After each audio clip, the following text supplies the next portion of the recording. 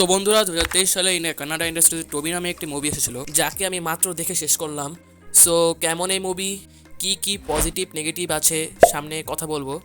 So প্রথমে আসি মুভিটির story নিয়ে।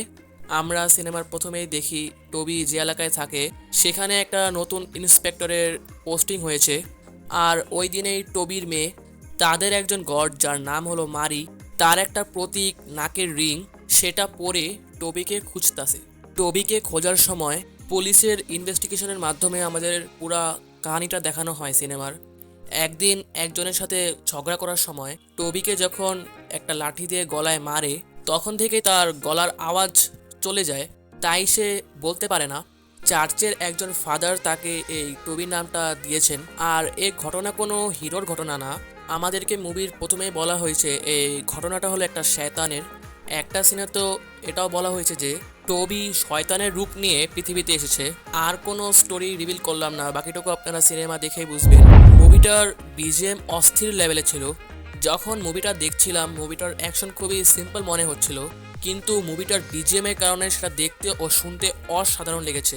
সিনেমাটির ক্যামেরা ওয়ার্ক নিয়ে বলার কিছু নাই, নর্মাল স্টোরি লাইনে যেমন ক্যামেরা ওয়ার্ক ইউজ হয় সেরকমই ক্যামেরা ইউজ হয়েছে এখানে।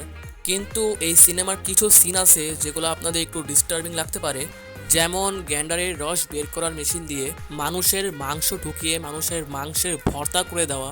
অ্যাক্টিং আর পারফরমেন্সের কথা বললে রাজ শেট্টি অসাধারণ কাজ করেছে। এছাড়া বাকি ক্যারেক্টারদের ওকে ওকে পারফরমেন্স ছিল। আর নেগেটিভের কথা বললে মুভিতে অনেক নেগেটিভই আছে।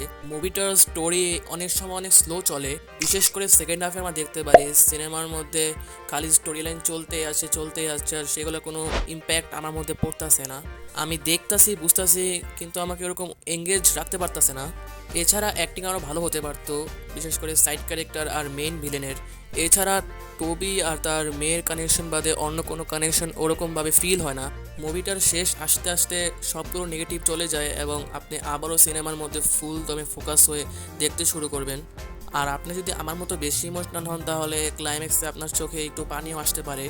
ওভারঅল আমি এই মুভিকে 65/100 দেব। এরকম মুভি রিভিউর জন্য আপনি চ্যানেলটাকে সাবস্ক্রাইব বা ফলো করবেন। ভিডিও ভালো লাগলে লাইক ও কমেন্ট করতে ভুলবেন না।